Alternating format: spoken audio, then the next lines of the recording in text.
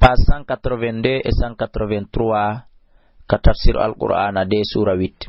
wa'lamu ande annama ghanimtum wonde kala jawdi kon hoyri ko hebudo min shay'in imorde goddum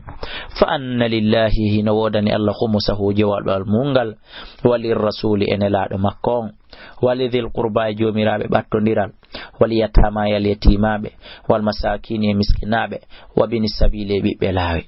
in kuntum si allati ke amantum hidon gomdini billahi Allah wama anzalnaikum komin jippini ala abdina do jiyaado amen on yawmal furqani nyalande gonga e fenande sendondiri doni yawmu badri yawmal takal jam'ani nyande ko neli din didi fottuno doni ko neli nelado din groupe nelado e groupe abaji hali on wallahu alla ala kulli shay'in do kala hunde qadirun ko hawdo idi antum andi tettumade tawno onon gomdibe ben bil udwati dunya hidon ka fello hikkorgo ga wahum kambe heferabe bil udwatil quswa hibe ka fello hikkorgo to warrakubu sete wongol dun Aba Sufyan asfala minkum hibe sengolemo walau tawa'attum sitabi on fodondirno halduno fottugol don lah talaptum on lutondirayno wobbe adatono wobbe filmi adi kaadi wobbe tulta walakin skoni ko Allah komposiri dun do liyaqdi Allah ko fi Allah nyaaw amuran fiake kana latide maf'ulan ko golletede fiyo nun liyahlika fiyo halko man halaka on halko to dam bayina gay banganduye wa yahya wura man hayya on wuro am bayina gay banganduye wa inna Allah andena Allah la sami'un wallahi ko nanawo alimun ko andudo idh yurikahumullah anduto mande Allah holluno mabe fi manamika ka doygol ma galilan tay ko be seedabe walau araka mahara holluno mabe kathiran ko be dudube la fashiltum on sertayno wala tanaza'tum on podondirayno goy fil amri fiya kade be wakkilo den be wiaterto den walakin Allah koni Allah sallama o hisini dum fo muskila wo wadal innahu sabukan ko Allah alimun ko andudo bidati suduri gundoji koni kon kander berde wa idh yurikumuhum anduto tumande o holluno ombe idil taqaytum tumande fottuno don fi ayunikum ka gete mon qalilan tay ko be seedabe ko yaqallilukum o fandini onon kadi fi ayunim ka gete mabbe liqdi Allah fi Allah nyaaw amuran fiake kana latide mafhulan ko golletede wa ila Allah ko faade kala turja'ul umur woni ruttorde fi kuujini ya ayyuhalladhina kono yebe amanu gumnimbe idha laqitum si on fotti fi'atan e fedde heferabe fathbutu tabite wata on dugu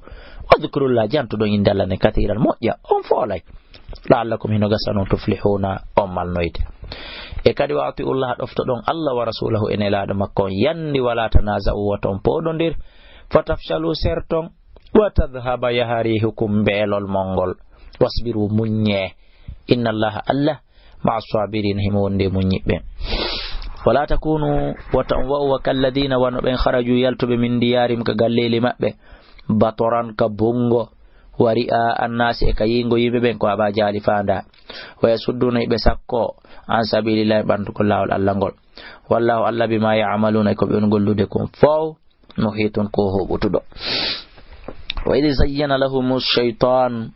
andutum de shaytan cudinannobe amalahum golleli mabbe bondidi wa qala wibe wakkile la ghaliba lakum ala folowon al yawma hande minan nasi imurde yimbe ben wa inni min jarul lakum komi kawtal jomo komi ballomo falamma tara'atil fi'atani tumande feddeji dindi yiindirno nakasa o yiltiti kanko iblis ala aqibayhi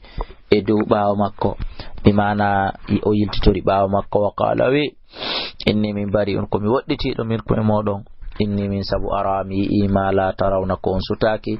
inni min akhafu Allah mi do hula Allah wallahu Allah shadidul iqabi kotido do lette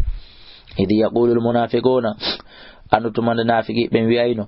walladina ben fi qulubihim benene berde mo maradun nyaw nafiqaku gharra haula'i